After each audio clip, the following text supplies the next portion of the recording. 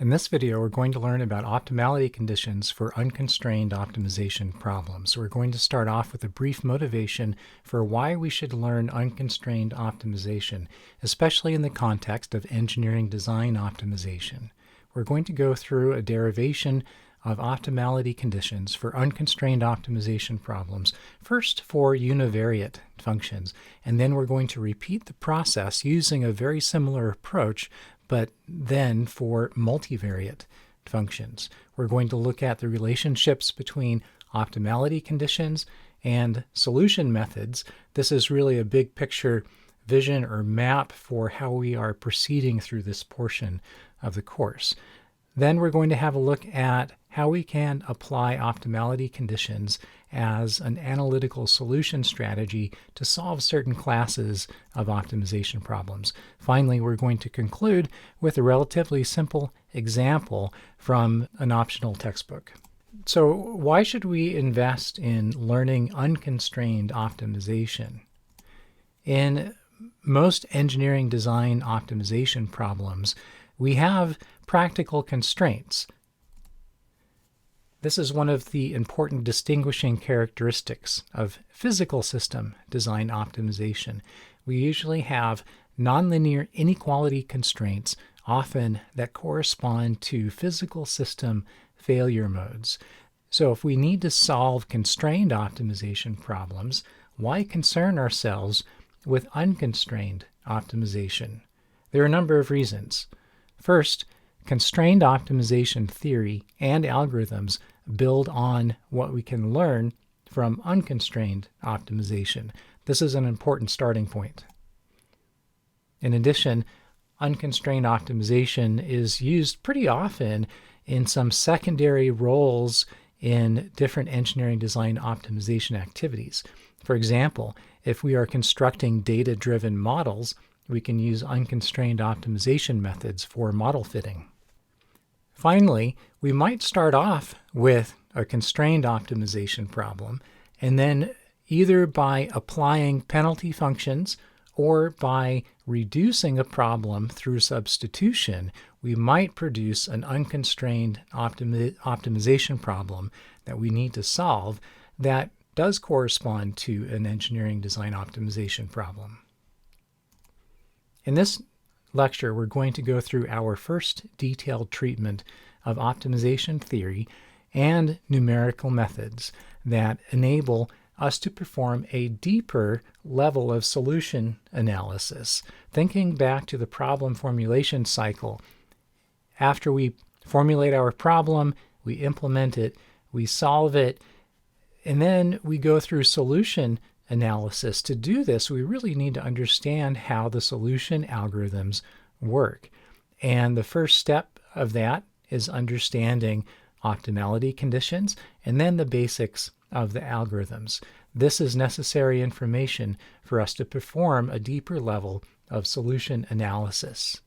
It also helps expand our understanding of how solution properties can influence our problem formulation decisions. You might recall we discussed the coupled relationship between making decisions in the engineering design optimization problem formulation space and decisions about solution methods, such as what algorithm to use and what the algorithm setting should be. Let's venture into the derivation of optimality conditions for unconstrained optimization problems. We know what these optimality conditions are already for functions of one variable. This is something that is covered in Calculus 2, and this is something that we reviewed earlier in this course. In this case, we want to find a point such that the derivative of the function we're trying to minimize is equal to 0. And then we also look at the second derivative of this function, and that gives us curvature information. So why is this the case? Why are these the optimality conditions? This is something you may not have encountered before in detail. We want to address that in this lecture. How can we find the minimum of a multivariate function without visualization or enumeration? if we can learn more about the nature of the optimality conditions, then this is going to help us to derive more efficient methods of finding the solution without having to use a brute force approach. If we were to go through and enumerate or plot and visualize our objective function and try to solve finding for the minimum that way, that is going to be very inefficient. We would like instead to find the minimum with very few function evaluations. We're going to start off with more of the theory, the optimality conditions, and then knowledge of this will lead us to both closed form analytical solutions, and then also this will be the basis of numerical solution algorithms. If we are wanting to find the minimum of a multivariate function, one analogy is to think of the function response as a surface where its value corresponds to the elevation of a surface. Suppose we're hiking in a valley. Here, this is Meteor Crater in Arizona. And minimizing a function is sort of like hiking in a valley and trying to find the lowest elevation of the valley. If we're thinking about actually being at a local minimum, we need to think about what does or does not exist when we are at this local minimum. So what can we say when we are at a local minimum? Let's have a look first at a few points at different places on the surface of this crater. Here's one up on the top. This is definitely not a local minimum. And if we were to move this direction, we'd be going downhill very steeply. We would very rapidly be decreasing the value of our objective function. What about this point over here? Is this the minimum? Well, it doesn't have a direction that is nearly as steep downhill, but it still has a downhill direction. And actually over here, you can see very faintly, here's the trail that actually goes down into Meteor Crater. This next point is actually at the minimum. And in the other two cases, the first 2 points, the points with the red dots, descent directions exist. If a descent direction exists, then we are not at a minimum. But what about this third point? What about the green point? Is it possible to move in a direction and decrease our elevation further? Think about moving around in any direction. You have an infinite number of directions you could move in. Does there exist any direction, even just one direction, such that if we move that way a small amount, the elevation is going to decrease? In this case, no. All directions produce an ascent. If we think about this previously, we learned how specifically to define a descent direction or an ascent direction. And with this information, and the knowledge of how to define a descent direction, this is the starting point. This is how we're going to move toward mathematical optimality conditions. We're making this observation that if we are at a minimum, a local minimum of a surface corresponding to a continuous smooth function, then there cannot exist any direction we can move and further decrease the value of the function. If we have 2 or more optimization variables, how many different directions might we need to check for descent to satisfy this question about whether or not we are at a minimum? Let's think about it this way. Suppose here we have 2 optimization variables, x1 and x2. These curves represent level sets. Suppose we're at some point x0, and we are considering different perturbation vectors that would put us at different points. And here we're just thinking about the direction that we are considering moving. And it could be all the way around this circle, 360 degrees, and we could represent or quantify the direction as theta. And here we're just thinking about really small steps just to understand whether a descent direction exists or not. But this value theta in this x1, x2 space, in the x1, x2 space, these are real continuous variables. Theta is also a real variable. Or in other words, across the whole range from 0 to 360 degrees, if we were to choose any two angular values, there would be an infinite number of values in between. So in other words, we have an infinite number of directions that we potentially could move. And if we were to just use enumeration to exhaustively search through and see if there are any descent directions that exist, this would be an impossible task in practice. And so we need a more elegant strategy. How can we determine that no descent directions exist without having to test all directions? This is one of the key questions in unconstrained optimization of continuous smooth functions. Here we're going to assume as we move forward that our objective functions that we're considering are continuous, and C1 smooth, which means that the first derivative of these functions is continuous.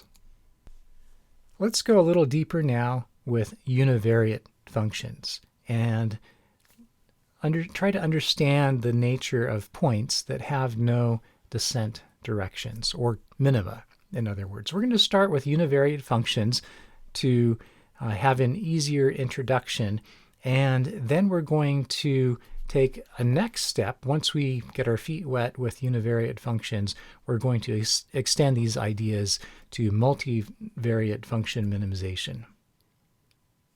Necessary conditions for a minimum. We're going to step through some of the basic observations and logically build up the mathematical conditions for optimality.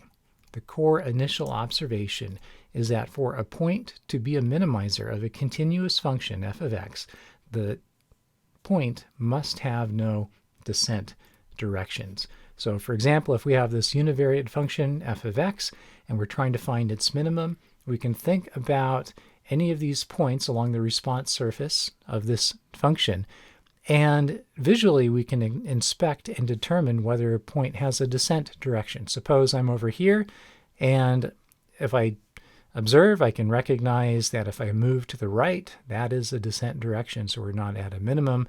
But then at the minimum down here, there's no direction I can move. I can't move to the left or right and obtain a further descent or reduction in the objective function value. Let's define a local minimizer a little bit more formally.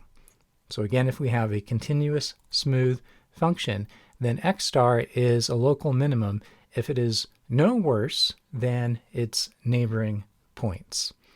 What do we mean exactly by neighboring points? We can define neighboring points that are arbitrarily close to our minimizer, x star.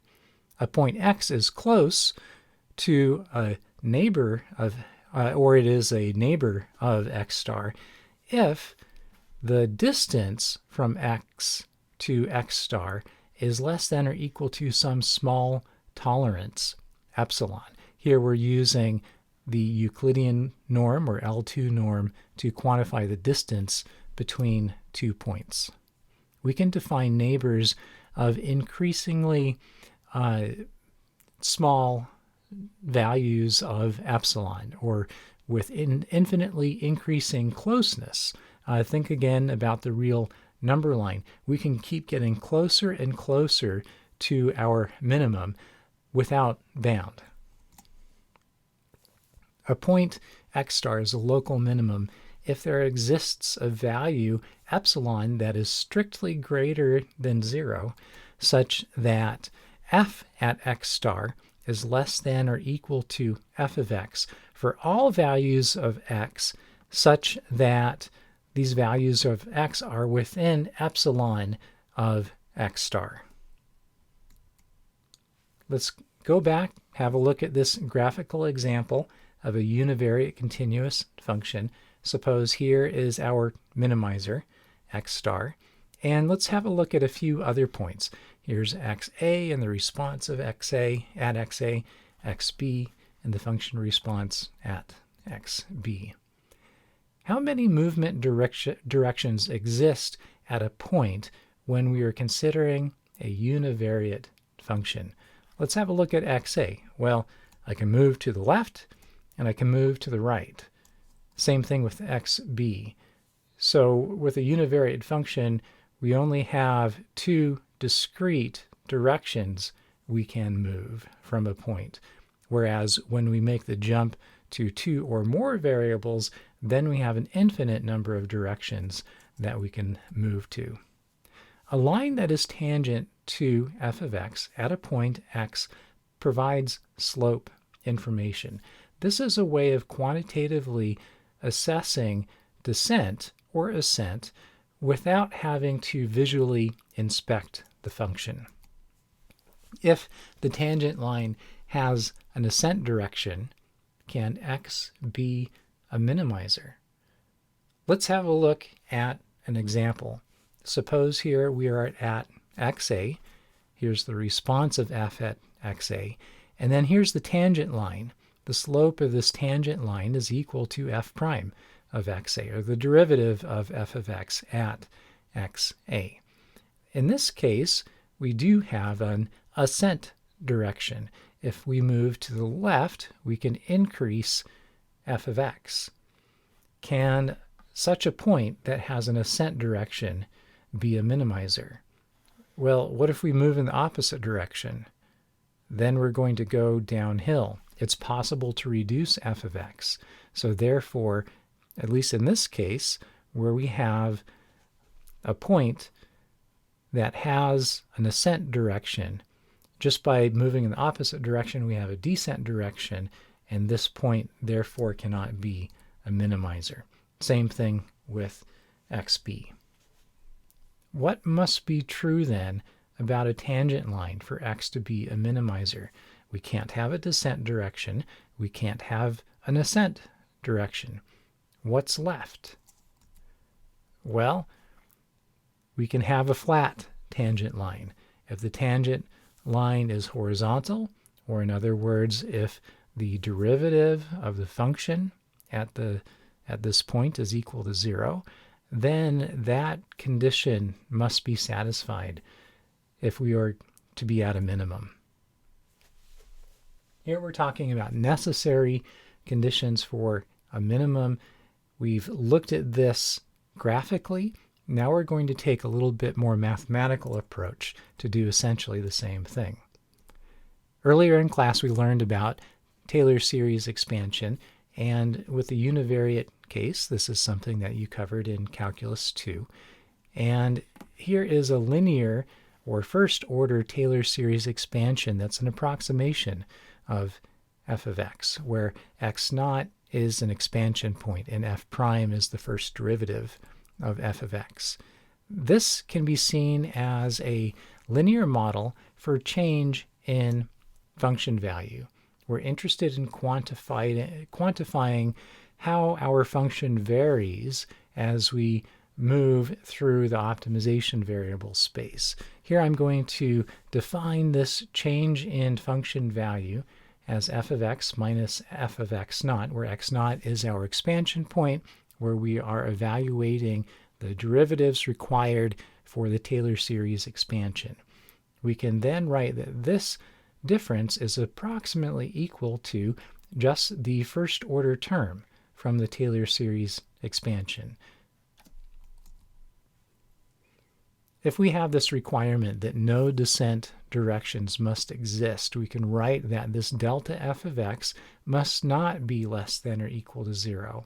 Or in other words, we can write that delta f of x must be greater than or equal to 0. What directions exist. We can either increase or decrease x. We have these two discrete directions that we can move from a point x naught. What must be true for x to be a minimum? Or in other words, what is the necessary condition for a point x to be a minimizer of f of x? We want to ensure that the change in f of x is either increasing or not changing. That's our main starting point. There are two cases. Case 1 is where we have delta f of x strictly greater than 0, and case 2 is where it's equal to 0. What can we learn from each case? In case 1, the tangent line has an ascent direction.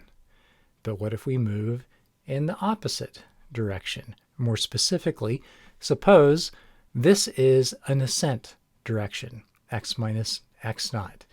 And then we can quantify this as being ascent by saying delta f of x is greater than 0.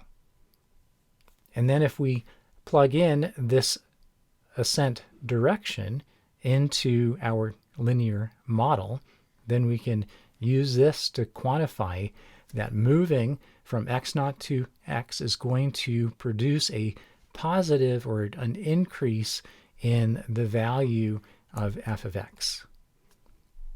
Here we can observe that the slope of the function at x naught and the step have the same sign, because when we multiply them together, it's positive. Either they're both negative or they're both positive.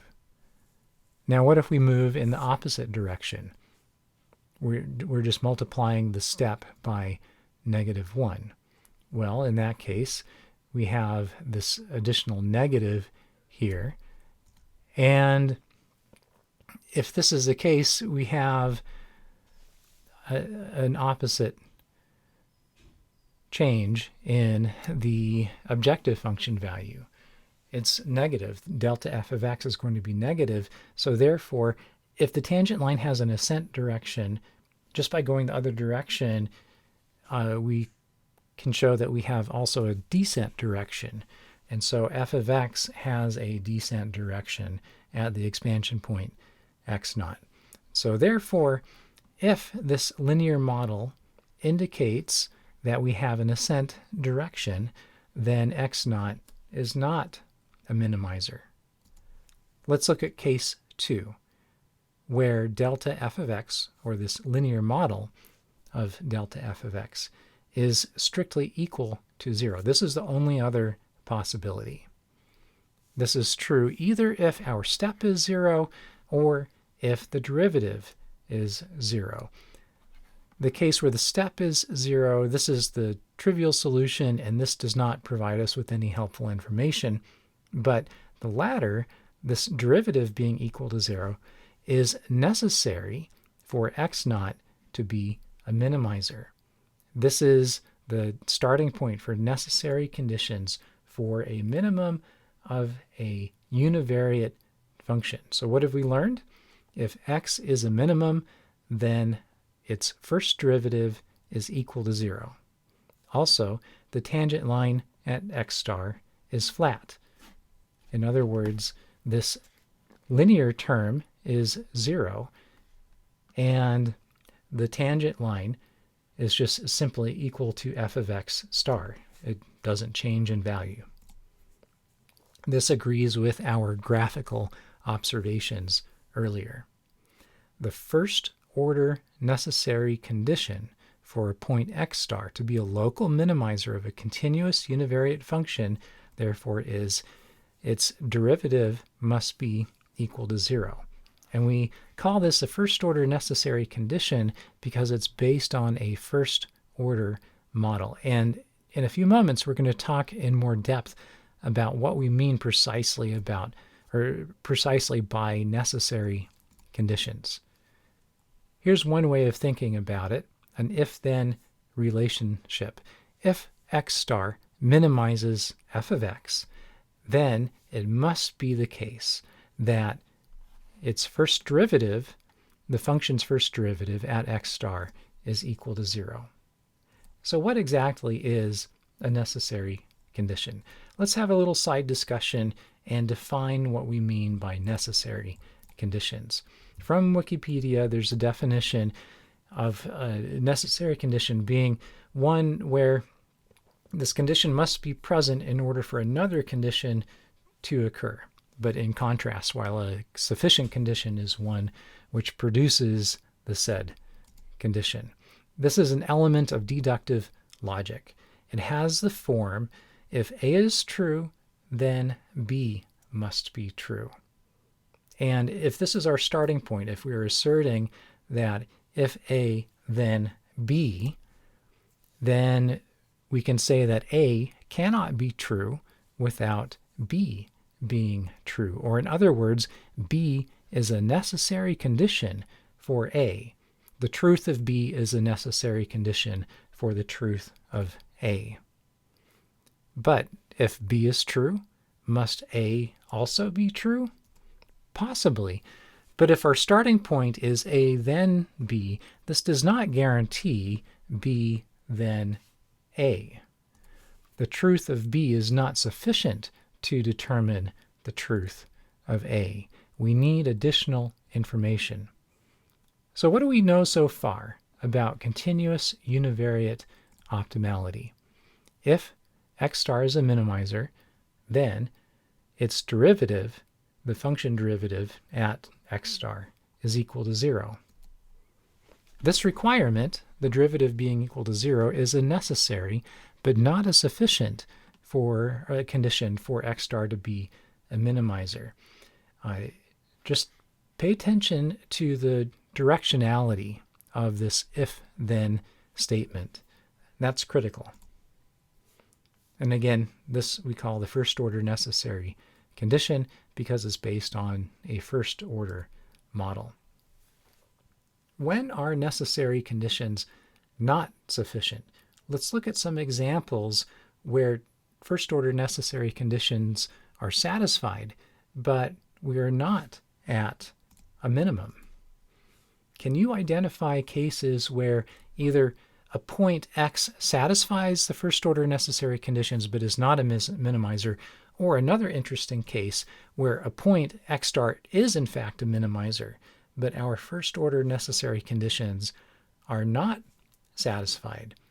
That might be a little bit confusing, the second question there, because we have asserted that the first-order necessary conditions are necessary, but we also made a number of assumptions along the way that are required for that to be true. Let's have a look at a function f of x and think through several different points that satisfy first-order necessary conditions and think about their properties: x1, x2, x3. And first-order necessary conditions involves the first derivative. So let's have a look at the tangent line at each of these points. And we can see that the tangent lines are all flat, so all three of these points satisfy first-order necessary conditions. However, all of these points are not minima. Only x1 is a minimum. x3, in fact, is a maximum. x2 is a saddle point, or sometimes called an inflection point. In a 1D problem like this, the term saddle point may not make a lot of sense. It will when we move on to multidimensional optimization. To make a distinction between the properties of these different points that satisfy first-order necessary conditions, we need curvature information. Let's have a look at the second question, a case where a point is a minimizer, but the first-order necessary conditions are not satisfied. What about this case? We have this objective function that has a crease, a point right here, x4, where the derivative does not exist. It's a non-smooth function. x4 is, in fact, a minimum, but x4 does not satisfy our first order necessary conditions. We call this then a singular case. The function is not smooth, and a derivative at x4 does not exist. So first order necessary conditions cannot be applied. The assumptions required for these necessary conditions to hold are not satisfied. What is a sufficient condition? Suppose we have this starting point. If A is true, then B must be true. Mathematically, we might write this A then B, or if A is true, then B is true. We can say that B is a necessary condition for A, and the truth of A is sufficient to ascertain the truth of B. In other words, A is a sufficient condition for B, or the truth of A is a sufficient condition for determining the truth of B. But is it possible for B to be true if A is not true? Yes. And because of that, A is not a necessary condition for B. What are sufficient conditions for unconstrained optimization? We've gone through first order necessary conditions, but we've not found yet sufficient conditions. Let's go through and see what these are. Second order sufficiency conditions for univariate unconstrained optimization. The derivative being equal to 0 is necessary but not sufficient for x star to be a minimizer. Additional information is required. Curvature can tell us whether a point that satisfies necessary conditions is a minimum, maximum, or saddle point. Let's be more precise when we talk about curvature. Here I'm quantifying curvature as kappa, or the inverse of the radius of curvature. If we have some function f of x, and it's a nonlinear function, it curves around at each point of f of x. It has some curvature, and we can quantify that either as the radius of curvature or the curvature, which is the inverse of the radius of curvature. So this exactly depends on the second derivative and the first derivative of f of x. But the primary driver in curvature information, especially if the first derivative is not large, is the second derivative. Often it's helpful to think in approximate terms anyway that the second derivative is proportional to curvature. More precisely, if we were looking at cases where the first derivative is very small and we look at the limit of curvature as the first derivative approaches 0, then kappa, the curvature in the limit, is the second derivative. Curvature provides shape information. This goes beyond the slope information that we get from first order models. Curvature helps us to quantify the distinction between points that are minima, maxima, or saddle points. If a point x satisfies first order necessary conditions, and if it is the second derivative is less than 0, then we can say this point is a maximum. So x3 is an example of this. If we evaluate the second derivative of f of x at x3, we'll see that its second derivative is negative. That means that the function locally is concave down, and that corresponds to a maximum. And the curvature corresponds, or we're quantifying what the curvature looks like using a second order model. If instead the curvature is 0, or the radius of curvature is infinite, then the point is a saddle point. x2 is a saddle point, or an inflection point. Here we do satisfy first order necessary conditions, but if we move to the right, we have ascent, and if we move to the left, we have descent. So it is possible to further reduce the objective function values, so therefore x2 is not a minimizer. If the derivative is positive, then the function locally is concave up. And here, x1, we have this case where the second derivative is greater than 0, and we've satisfied first-order necessary conditions. So therefore, x1 is a minimum. Let's have a look back at sufficiency conditions again. A is sufficient for B if A then B. This is just to remind you of the structure of sufficiency conditions. And now we can take what we learned on the last slide and say something about sufficiency conditions. Curvature can tell us whether a point that satisfies first-order necessary conditions is a minimum, maximum, or saddle point.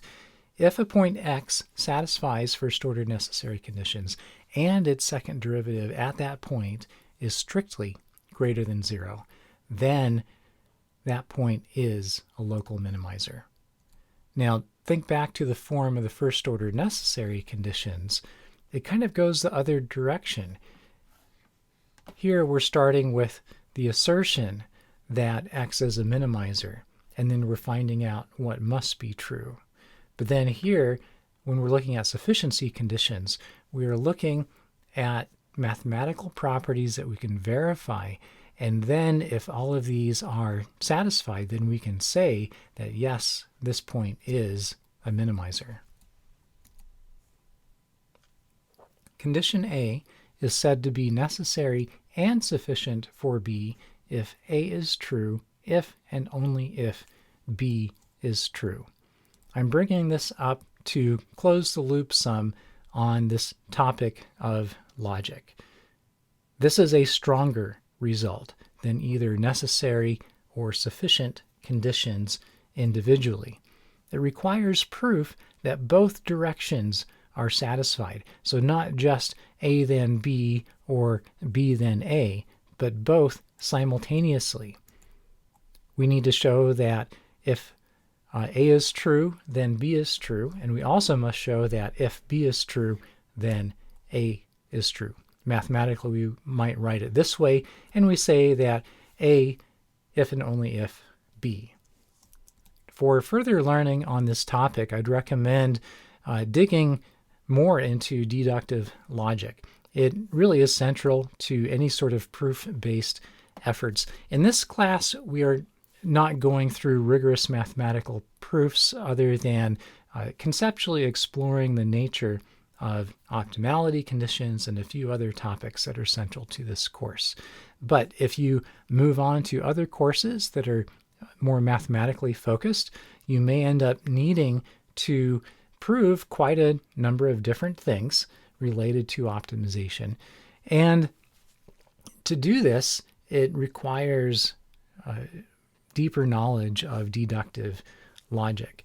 It takes more than just following patterns of proofs, whereas that is a good way to get started in learning how to prove things. But eventually, most people run into this question of, well, how do I know if my proof strategy is valid? Sometimes these proof strategies can be quite complicated. And so then, if that's the case, we can apply things such as truth tables and that can help us to essentially prove the proofs or verify that our proof strategy is valid. For more information, I'd recommend going to this openly available book, For All X, An Introduction to Formal Logic. It's written by a professor of the philosophy of science, and I think he's done a great job in introducing this topic. These second-order sufficiency conditions require a strict increase in objective function value, as opposed to this delta f of x being greater than or equal to 0. So second-order sufficiency conditions require that both of these are satisfied. the first derivative is equal to 0, and the second derivative is strictly greater than 0. But what about non-strict increase in objective function value? What if we allow equality? This is a weaker condition. It turns out these are second-order necessary conditions. These are no longer sufficient conditions. If we have a point that is a minimizer, then the following must be true, that we have the derivative being equal to 0, and the second derivative being greater than or equal to 0. So that's the necessary conditions. If instead we can state more strongly that the second derivative is strictly greater than 0, then those are sufficient conditions. Second order necessary conditions. Let's revisit this idea, but look at it mathematically. Here's a Taylor series expansion, a second order model of f of x. And if we do some rearranging, we can create a second order model for change in f of x. This should be quadratic model, not a linear model. If first order necessary conditions are satisfied, this becomes simpler. The first term, the linear term, drops out. And we can say that the change in f of x is equal to this quadratic term, and we want to find where this change in f of x is greater than or equal to 0. And this is the necessary conditions part. We're allowing this to be satisfied with equality. And for this to be true, the second derivative must be greater than or equal to 0. Now we've gone through the univariate case. Let's move on and extend these concepts to multivariate functions.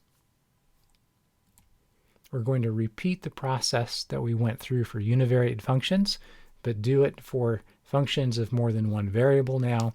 We're going to draw upon several pieces of knowledge that we covered in the section on mathematical preliminaries, including quadratic forms. We discussed that topic in a fair amount of depth, and a lot of the concepts from there come up right now.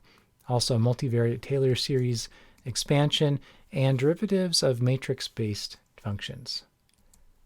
Multivariate functions. Let's talk about points that have no descent directions. These are the minimizers that we are hoping to find. Let's go back to this visualization, this conceptualization of finding the minimum of a valley as an analogy for minimizing a function of two or more variables. We want to look at properties of points that have no descent directions. We want to look at necessary and sufficient conditions. We're going to use first-order models to provide slope information, which is accurate near an expansion point, and then second-order models to provide curvature information to help us distinguish between maxima, minima, and saddle points. Again, our core initial observation is that for a point x star to be a minimizer of a continuous function f of x, the point must have no descent directions. The distinction here from the observation earlier is now I'm talking in terms of optimization vectors, or x is a vector-valued quantity instead of a scalar-valued quantity. And in the notation I use here, I use bold symbols to represent vectors or matrices. A point x star is a local minimum if there exists a value, epsilon, strictly greater than 0, such that this inequality constraint is satisfied. All points other than x star produce a function value that is greater than or equal to f of x star. For all x in the space of real numbers of dimension n, such that the norm of x minus x star is less than or equal to epsilon. So no matter how small we make epsilon, as long as it's strictly greater than 0, we're always then going to be able to satisfy this constraint if we are at a local minimum. We want to find a point x star such that any possible nearby step will result in an objective function value that either increases or stays the same. So that allows for flat spots. Here's the perturbation vector that we've defined previously, x minus x naught. And then here's the function perturbation that we've defined previously. We want to identify points where the perturbation, the function perturbation, is greater than or equal to 0. So this is linked to this requirement that we stated up above. Now, what is a simple model for determining whether descent directions exist? A linear model, of course. Thinking back to Taylor series expansion, the very simplest Taylor series expansion is just to include the constant term, but that gives us no possible slope information. We need to at least have the linear term in there to obtain slope information. Using the notation defined here with the perturbation vector and the function perturbation, we can write a first order model of f of x very compactly. The function perturbation is approximately equal to the transpose of the gradient of f of x at the expansion point times the perturbation vector, and we're requiring that this is greater than or equal to 0. This linear Taylor series expansion, it's helpful to think of it as having a plane that's tangent to the function surface f of x at the point x. This is a model of the function at a point x, and we have a plane that is right up against the surface f of x, and it is oriented so that it is tangent. In the univariate case, we use tangent lines instead of tangent planes as an analysis tool. Here we're using tangent planes. Construct a tangent plane at different points to observe whether descent directions exist. Here's a rough sketch that I made where here we have a curved nonlinear surface. This is our function f of x, and suppose we have a point x naught, and we want to understand what the tangent plane looks like there.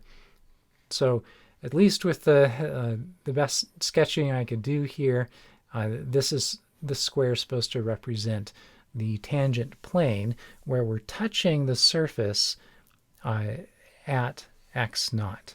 And the definition of this tangent plane is then going to be the constant term plus the linear term of a Taylor series expansion. This is a linear model of f of x, and we derive this linear model using the Taylor series expansion for multivariate functions. Back to the original question, does an ascent direction exist? Just visualizing this here at x naught, yes, I can move up and to the left, and it's going to be increasing the value of the linear model, the tangent plane. Does a descent direction exist? Yes. I can see that many directions down over here are going to be descent directions. And if we have descent directions, then this is definitely not a minimum. Let's look at a different case. Here we have a very different curvature, and we're looking at another point x naught. And here I've sketched in a tangent plane. It's a little bit hard to see. It's below the surface of the objective function f of x. Here, does an ascent direction exist for the tangent plane? At least the way I've drawn this, I've intended to show or indicate that the tangent plane is horizontal. And if the tangent plane is horizontal, then no ascent directions exist. And then here's a related question. Does an ascent direction exist for f of x? Well, if we've satisfied our initial assumptions, we have a continuous, smooth function, then yes, the answers are going to be the same, that an ascent direction does not exist for f of x if an ascent direction does not exist for the tangent plane. Does a descent direction exist for the tangent plane or f of x? A descent direction does not exist for either the tangent plane or f of x. So there are no ascent directions, no descent directions. The point x naught here is therefore then a minimizer. To be at a minimum, the linear model of f of x must not have any descent directions. Or in other words, the function perturbation must be greater than or equal to 0, and we're approximating the function perturbation using just this linear term. If a strict ascent direction for the tangent plane exists, are we at a minimum? This is similar to the question that we asked earlier in the univariate case. If a strict ascent direction exists for the tangent line, are we at a minimum? Or in other words, in the multivariate case, there exists some perturbation vector such that our linear model for the function perturbation is strictly greater than 0. And if that's the case, we have the situation like the first figure, where we're at a point x naught that does have an ascent direction. We're not at a minimum or a maximum, and we do have, in addition to an ascent direction, we have a descent direction. And the same idea applies here.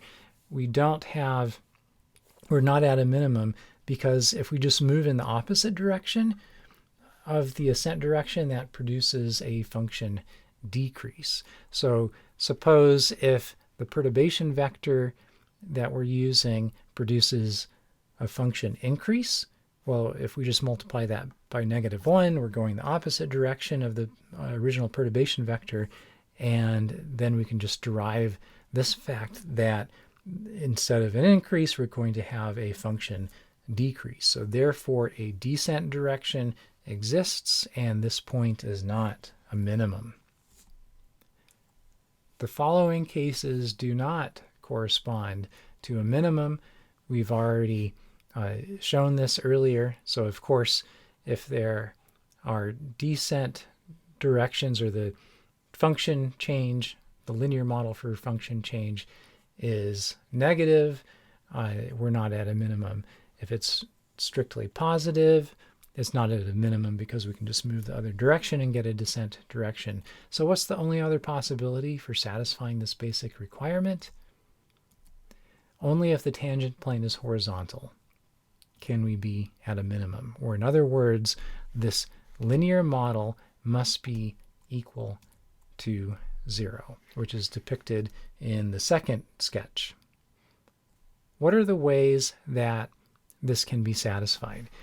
Either the function perturbation, the perturbation vector is equal to 0, or the gradient is equal to 0. So the trivial case is where the perturbation vector is equal to 0, and that doesn't really give us any useful information.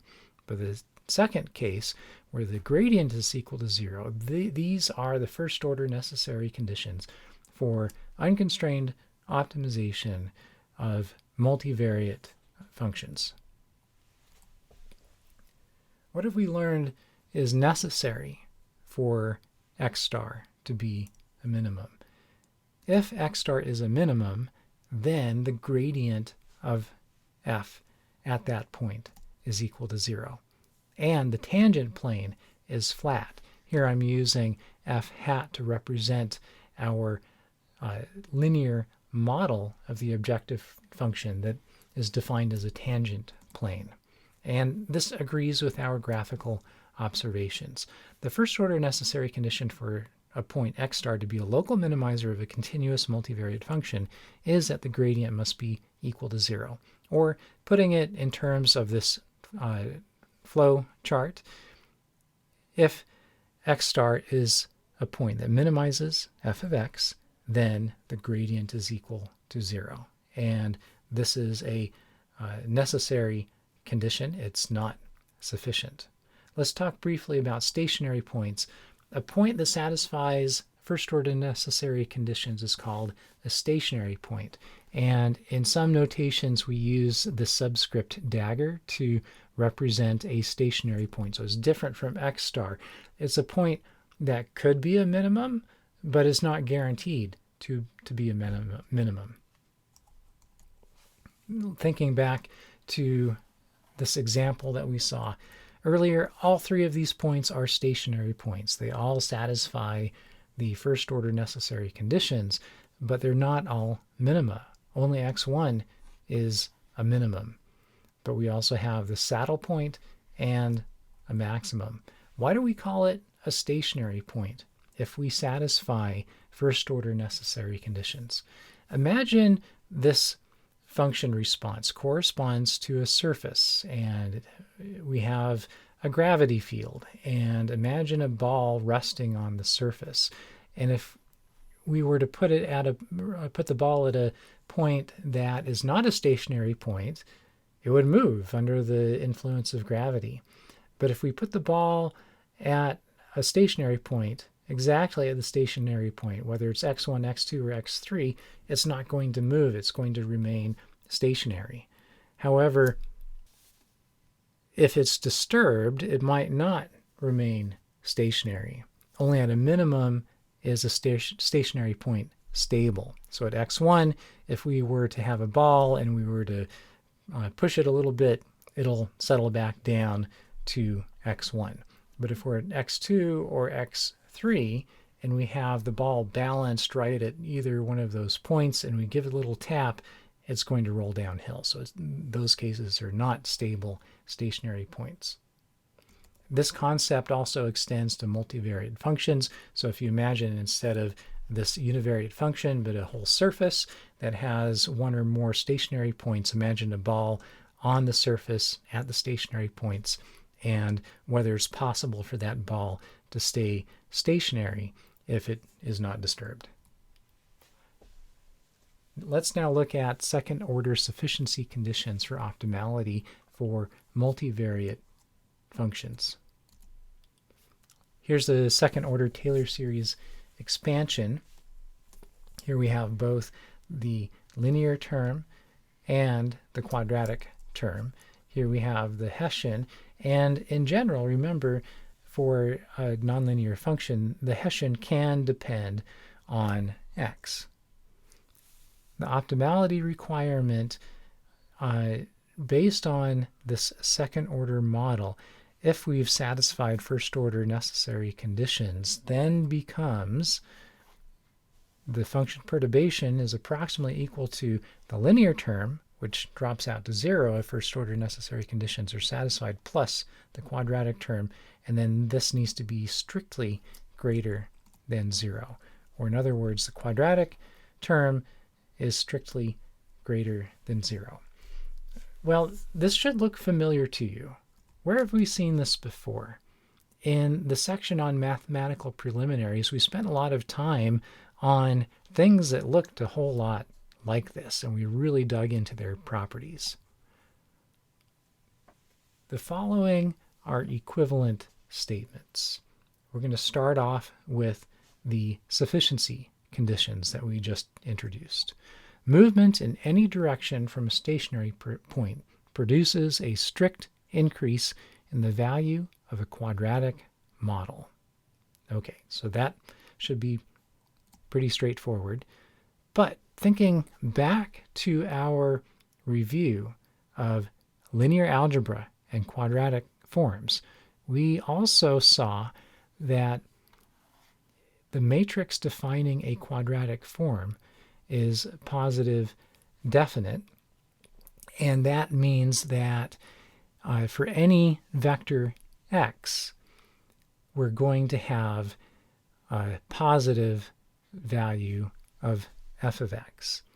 And in our treatment of quadratic forms, we saw that these two statements were equivalent, and also the key result is that we could determine that a matrix is positive definite, or it produces this increase in the quadratic function, if the eigenvalues of this matrix are all strictly positive. Well, that's great, but how is this observation helpful? Now recall, to prove that a point is a local minimum, we need to show that no descent directions exist. If we are operating in Rn, or the space of real numbers of dimension n, and here we're looking at cases where n is at least 2, then we have an infinite number of movement directions. We're wanting to find points where there are no descent directions, but we're going to have to check an infinite number of movement directions to show this.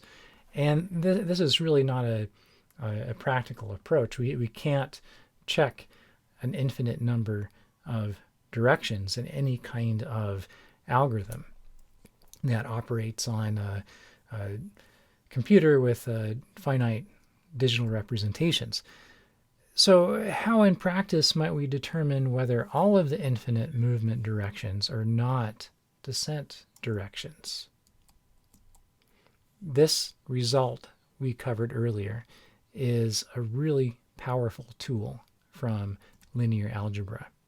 For any perturbation vector, if a matrix, the Hessian, is positive definite, it's possible to show that the quadratic form will always increase in value from the expansion point. And this is exactly what we want to show. We want to show that this is the case no matter what the perturbation vector is, that the function change is going to be strictly greater than 0. And the definiteness of a Hessian can be determined by evaluating the finite number of corresponding eigenvalues. Now remember, if we have an optimization vector of length n, we're going to have n eigenvalues when we are analyzing the Hessian. If f of x is continuous and smooth, then at a stationary point, this quadratic model accurately reflects the ascent or descent properties of f of x. If we can show that all n eigenvalues of h are strictly positive, then this finite number of calculations guarantees that the infinite number of movement directions are not descent directions. This is super powerful. This makes it possible in a very efficient algorithm to guarantee that we are at a minimum. And this also is central to deriving our second order sufficiency conditions for multivariate optimization. So in other words, if we have satisfied these two conditions simultaneously, that we're at a stationary point, the gradient of f of x is equal to 0, and the Hessian at this point is positive definite, then x is a local minimum. Well, I think it's often really insightful to take this result and try and understand it from a conceptual perspective. What is the shape of the objective function at this point that is a local minimum? Or if we're at a point that maybe is a stationary point but is not a local minimum, can we get some additional insight into the shape of the function? The eigenvalues of the Hessian at a stationary point quantify the shape of the corresponding function in the neighborhood of the stationary point. Even if we have a dimension that's much larger than 2, we can't even visualize that through plotting, but we can still get both a conceptual understanding and some quantification of the shape of the function, even if it's an abstract notion. We can't actually plot it, but we can get a sense of the shape. Recall that the eigenvalue sign indicates whether f of x increases or decreases in the corresponding eigenvalue direction. So if we are looking in the direction of the ith eigenvector, there's a corresponding eigenvalue. And if that eigenvalue is positive, then f of x is increasing in that direction. If it's negative, then f of x is decreasing in that direction. In addition to the sign, the magnitude of the eigenvalue helps us to understand the shape of the function. It gives us a sense of how steep the function is in those directions, how rapidly f of x is changing in the different eigenvector directions. This is an abstract tool for quantifying and conceptualizing the nature of functions even when x is high dimension. Let's go through a few examples. In this first one, we have a function of two variables, x1 and x2. And suppose right at the center here is our stationary point, x dagger. And here I'm drawing the first eigenvector direction that I've labeled C1 to represent a new coordinate direction, and it has a corresponding eigenvalue lambda 1. And the same thing with the second eigenvector direction. Suppose we have the case where both of the eigenvalues are positive. If that's the case, then the objective function increases in both directions as we move away from x dagger. This means it's concave up, or we have a locally convex function. The Hessian is positive definite because both of the eigenvalues are strictly positive. F of x here increases if we move in any direction, moving away from the stationary point. And we can say that x dagger, the stationary point, is in fact a local minimum. What about this opposite case, where the eigenvalues are both strictly negative? Well, then we have a function that is pointing concave down. If we move in any direction, the function value is decreasing as we move away from the stationary point. The Hessian is negative definite, and the stationary point is a local maximum instead of a minimum. Now let's visualize another case, case 3, where we have mixed sign eigenvalues. And we have a fundamentally different shape. Instead of elliptical level sets, we have level sets that are hyperbolas. And this is what corresponds to a saddle point, where we have a direction, say, in the first eigenvector direction. Lambda 1 is positive. That means we're increasing in this direction. But lambda 2 is negative, so in the second eigenvector direction, we're going downhill. This is where the term saddle point comes from, because this shape is sort of like a saddle. Here, the Hessian is what we call indefinite.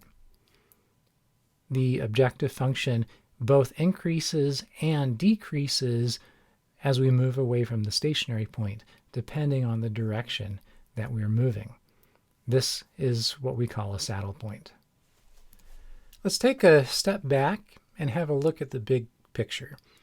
How does unconstrained optimality theory and the numerical methods we're working to derive all relate to each other?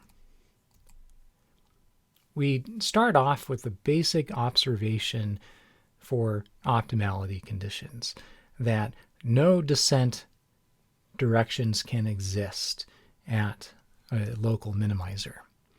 And starting with that observation, both with univariate and multivariate cases, we looked first at a first-order Taylor series expansion, and that led us to first-order necessary conditions.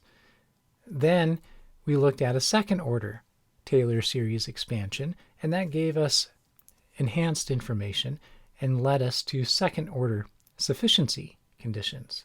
If we combine all of this information together, we can actually apply it in a way that allows us to find analytical solutions or derive closed-form solutions to unconstrained optimization problems. And in this lecture today, this is pretty much what we're covering. We've covered all of these items so far, and shortly we're going to talk about analytical solution. I want to give you just a quick overview of where we're headed after this lecture. Based on first-order necessary conditions, we're going to learn about a numerical solution method known as the gradient descent algorithm. Then we're going to use a quadratic model, again using a second-order Taylor series expansion, and use that in a way to accelerate finding the location of a minimum for a general continuous smooth nonlinear function. And we're going to find that this method leads to what's called Newton's method for optimization. It turns out to be a very fast, very effective method. Then we're going to go back to the gradient descent algorithm, and we're going to take a new, more sophisticated look at scaling problems and ask the question, is it possible to find an optimal scaling for a problem?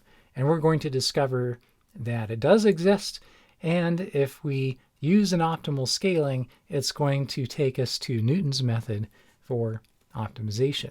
So we're taking these two different paths to Newton's method, and each of these paths will give us complementary insights. And this knowledge is very helpful as we go through the overall problem formulation cycle, looking at all of the elements, constructing a formulation, performing formulation analysis in the context of how we plan to solve algorithms. And then when we solve the algorithm or solve the optimization problem using an algorithm, how do we perform solution analysis? And then the insights gained from that can help us go back and revisit the problem formulation. We can apply first-order necessary conditions to generate a system of nonlinear equations that needs to be solved.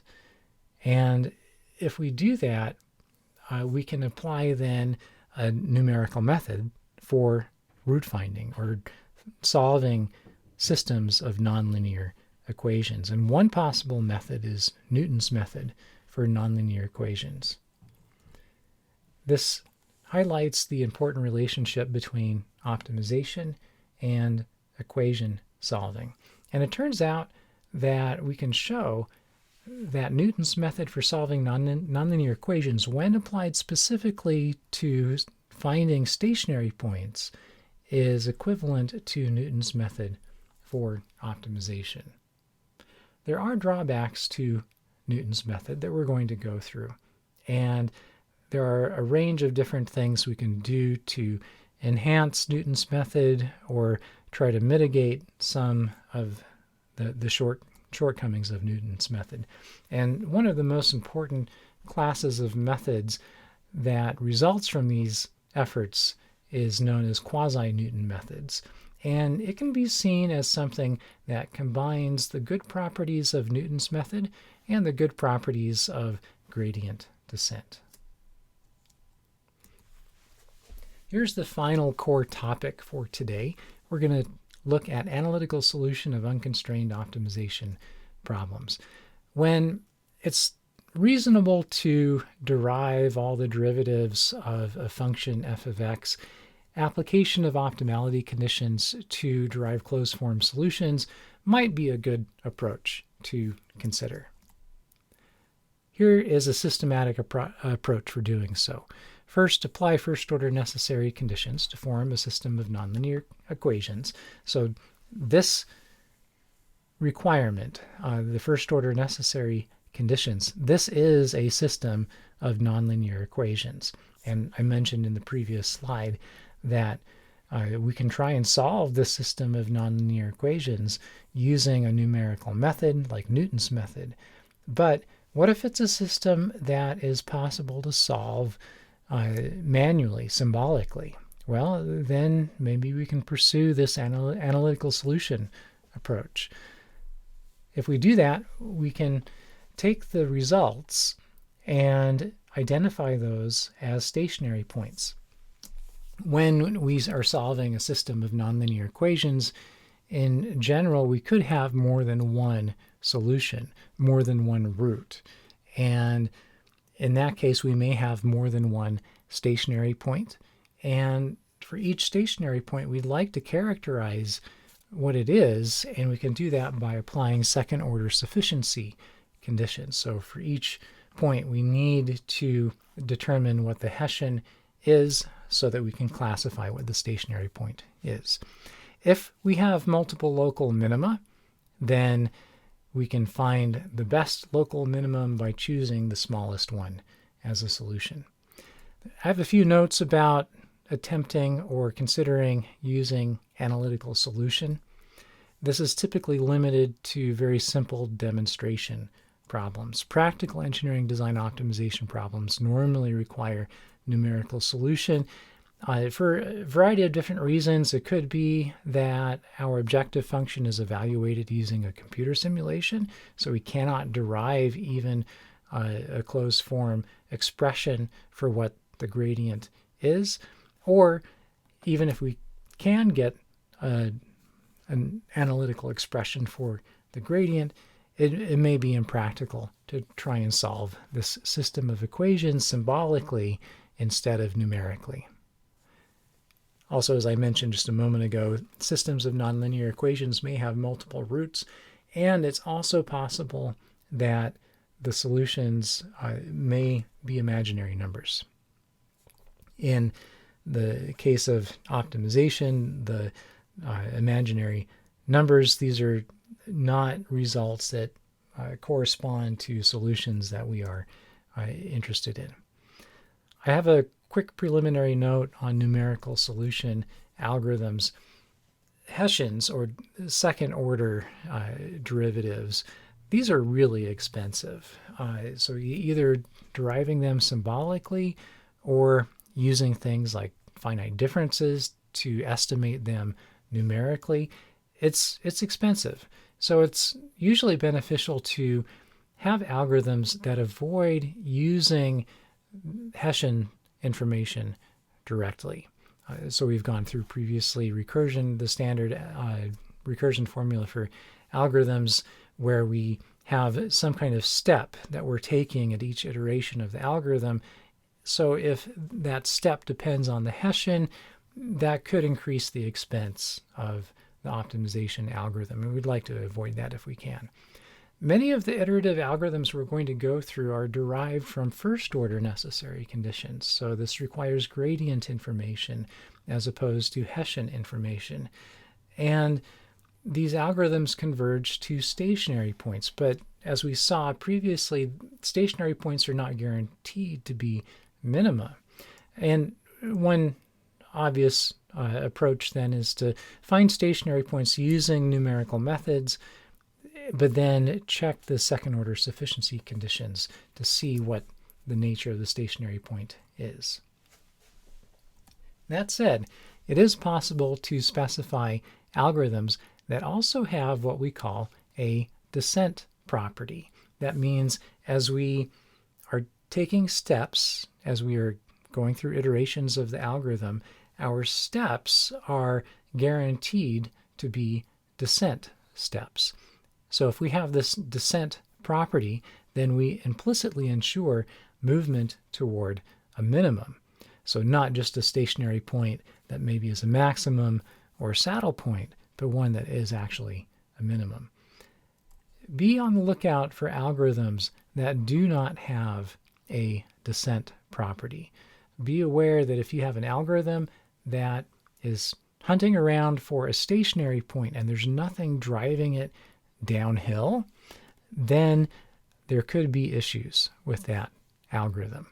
I'd like to wrap up this topic using an example where we're going to demonstrate how to obtain an analytical solution to an unconstrained multivariate optimization problem.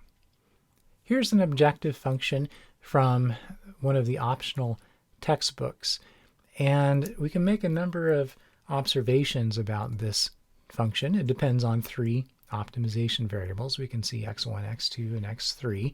There's no x4. The highest order terms in this objective function are all quadratic. And in fact, all of the terms in this objective function are quadratic.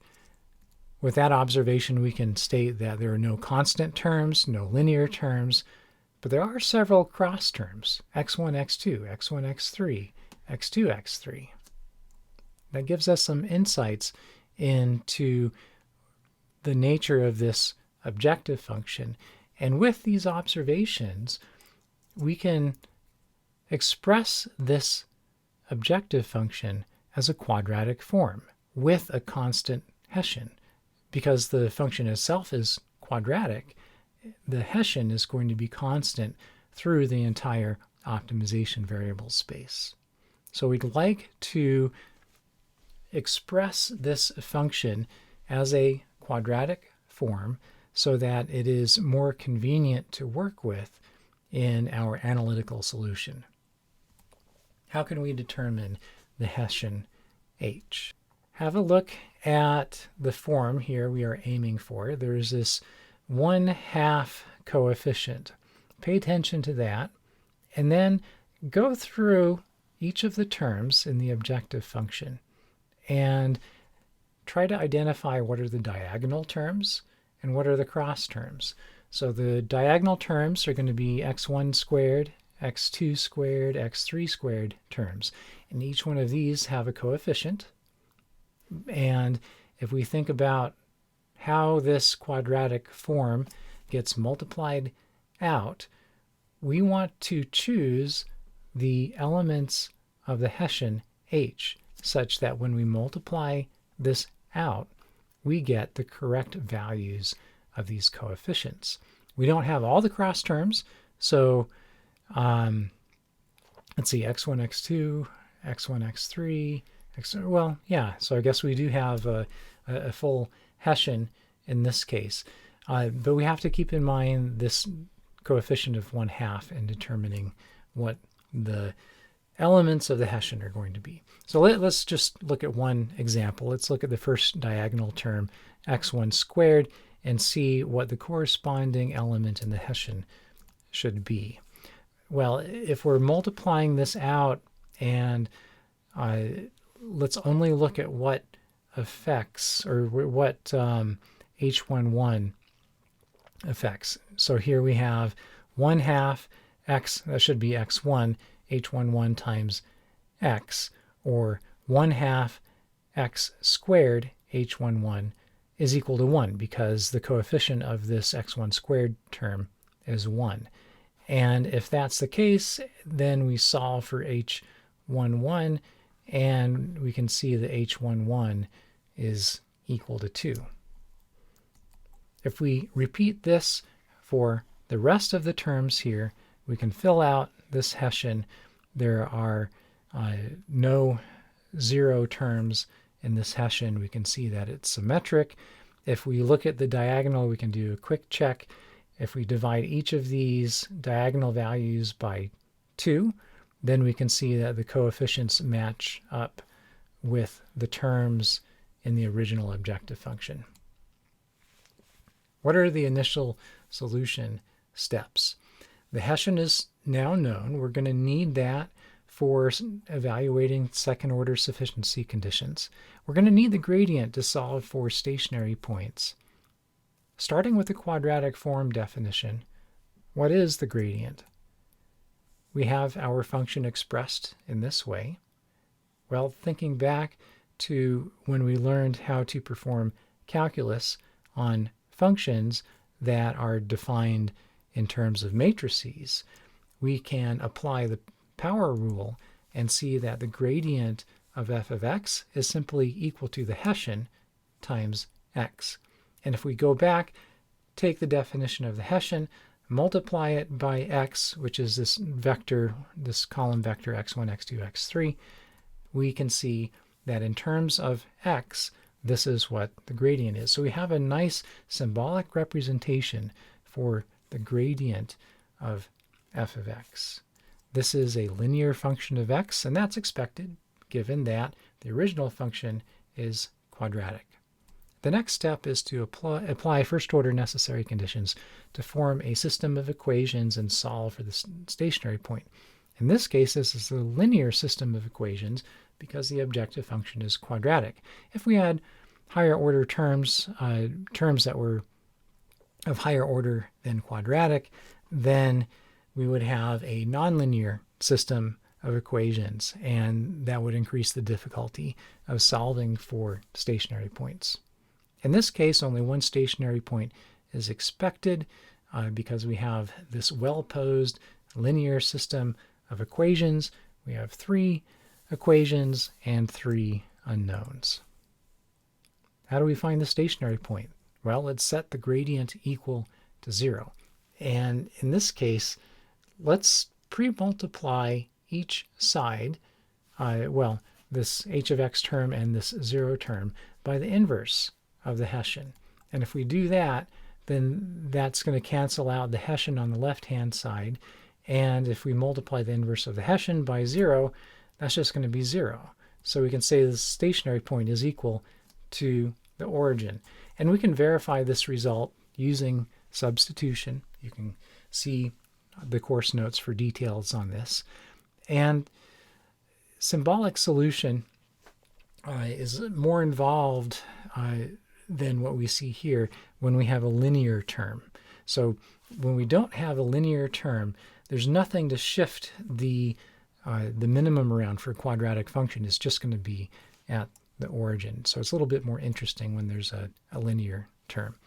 Also, using the matrix inverse, it's not recommended for any kind of numerical solution. It's great for algebraic manipulation, but there are numerical issues when trying to find the inverse of a Hessian, especially if it's an ill-conditioned matrix. Instead, if you need to solve a system of linear equations numerically, there are some other options that you have. In MATLAB, for example, you can use a function called linsolve. Here's the next question. Is the origin, our stationary point, a local minimum? To answer that question, we need to check the second-order sufficiency conditions. We know the Hessian. We need to determine the sign of the eigenvalues. How many eigenvalues do we expect? Well, we have 3 optimization variables, so we're going to expect 3 eigenvalues. If I apply the MATLAB function EIG, I can numerically calculate what the 3 eigenvalues are. Here they are in increasing size from lambda 1 to lambda 3. All of these eigenvalues are positive. They're strictly positive. So that means H, the Hessian, is positive definite.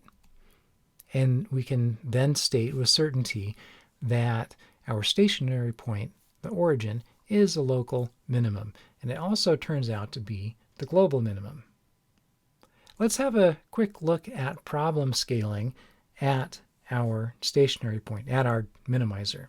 The condition number of the Hessian is going to be equal to the maximum magnitude eigenvalue divided by the minimum magnitude eigenvalue.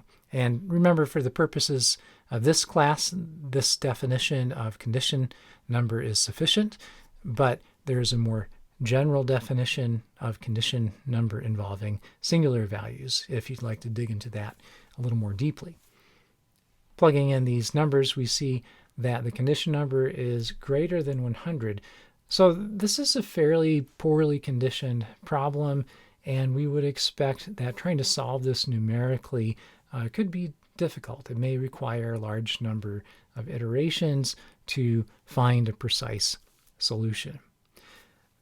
In this case, thinking back to how we've learned so far to scale optimization variables to help improve numerics, would simple variable scaling help? Whether we're just multiplying by a scaling quantity or scaling by bounds like we've talked about before, would either of these approaches help? In this case, we have some really significant cross terms. In other words, the directions of the eigenvectors are going to be rotated very significantly from the coordinate directions. And if we're doing simple variable scaling, we can only scale in the direction of the original coordinates. But if there's this rotation, then that scaling may not be very effective in helping us to get rid of the very strong ellipticity in this problem.